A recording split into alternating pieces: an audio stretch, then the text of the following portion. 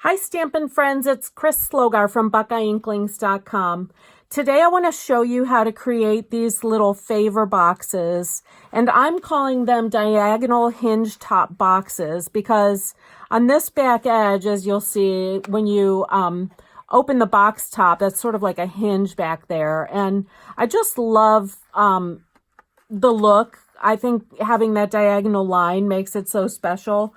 I'm using the Best Bunny bundle for my decoration, so it looks really springy along with the Gingham Gala paper. I'm casing this project from German demonstrator Brigitte Keiling of Stemple Fantasy. She had made them with the needlepoint Nook Suite.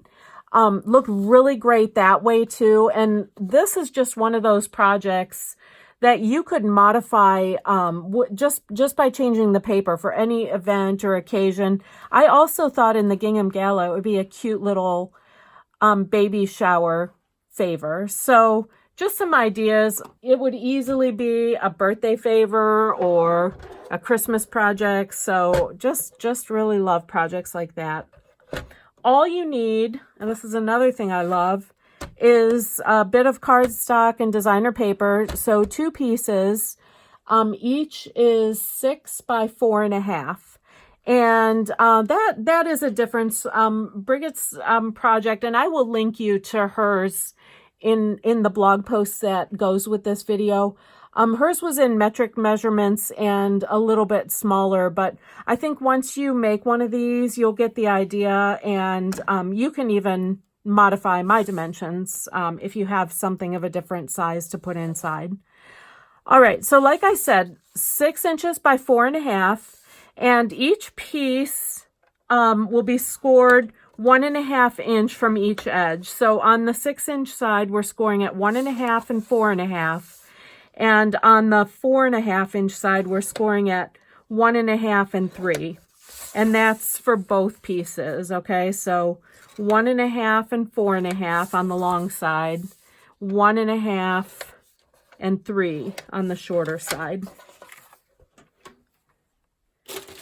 All right, and then you're just gonna take your snips. Actually, let me draw a line. Once you know what you're doing, you won't need to draw this, but on the back side, what I'm gonna call the back side, or what will be the inside of the box, I'm going to draw a line from the intersection of those score lines to the end of that score line on both sides. Okay, you won't necessarily need to do it every time if you can cut straight on your own. But just so you can see what I'm doing, I've got those cut. Now, I'm going to trim in straight along that score line, and then turn and cut along that diagonal line I just made. Okay, and do the same thing on the other side.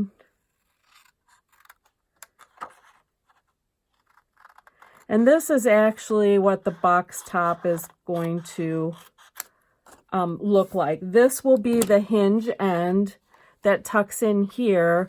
So I'm actually going to shorten it a bit just so it doesn't get in the way of the fold. And I'm going to take a little wedge off of the width so that it doesn't stick out at all from the cardstock pieces. And you'll see when we put that together how that's just nice to have done that way.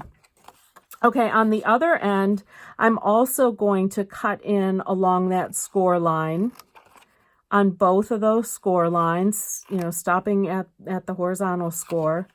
And then I'm going to wedge, these end pieces will be the tab. This piece we're going to leave as a square. That's going to be this end of the box. Okay, so I've cut a little wedge there. I'm even going to cut a little bit of a wedge on this side. And on both tabs, I'm going to do that. And then I'm also going to cut off at least half of that tab length just to reduce the amount of bulk that we're going to have there when we glue all these pieces together. Okay, so I'm going to go ahead and fold all of those score lines.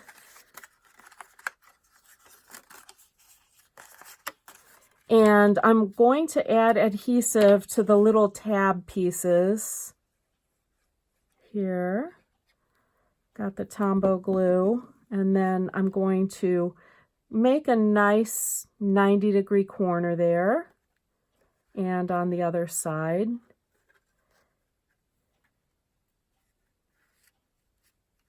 And you can use tear and tape or fast fuse too if you don't want to wait for that to dry. Okay, but this gives you the idea now. There's our hinge top piece of the box.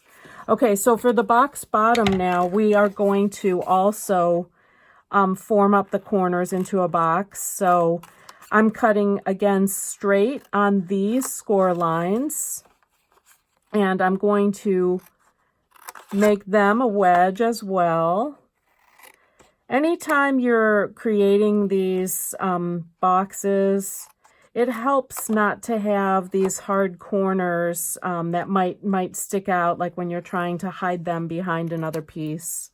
So like when I'm putting these together, they won't get in the way of the folding, and they won't stick out if I also cut them.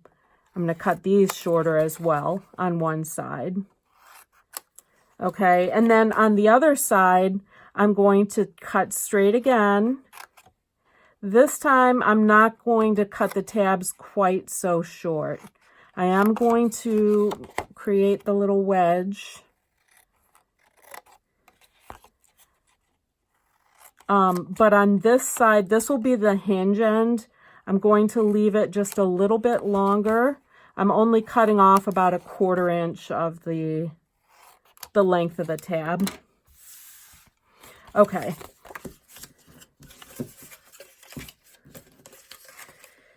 And then all you need to do now, we're going to go to the short ends first. This is not the hinge end. This is just the other end. And I've got adhesive on each of those. And I'm going to make a nice square corner.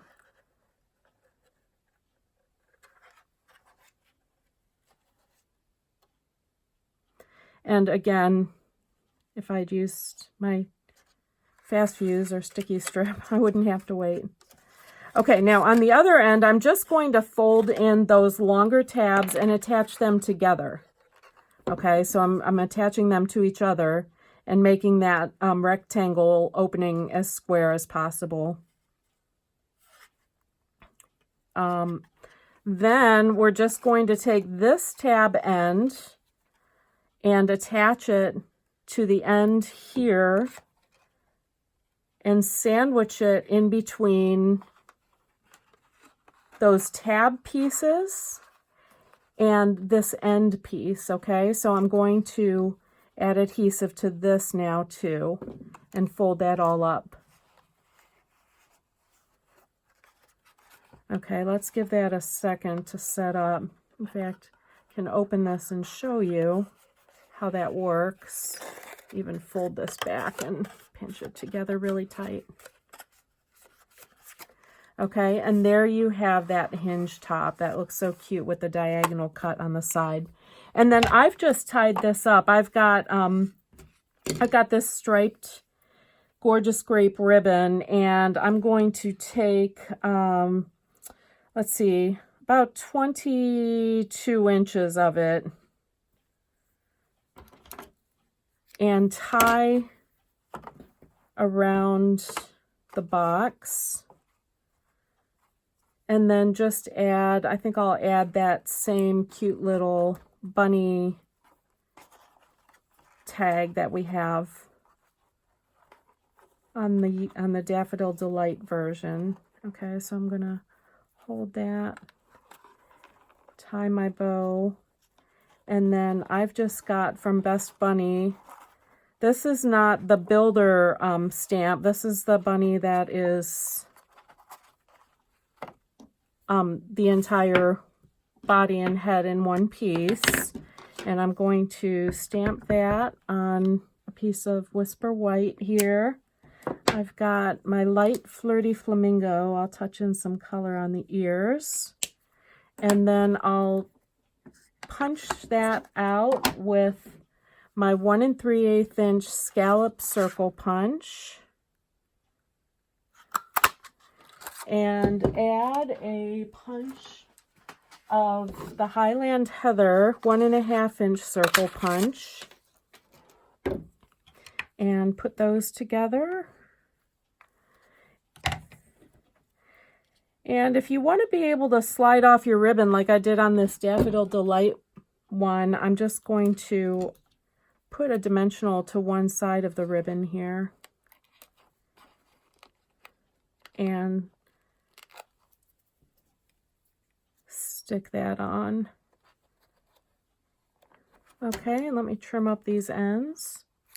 And there you have it. I think that's so cute, and you know, just love projects like that that are so adaptable to all kinds of holidays and events. So hope you'll give it a try. Visit me at buckeyeinklings.com if you need any of the products that you've seen used here. I would greatly appreciate your business in my online store, and I have lots of other ideas there too. So thanks so much.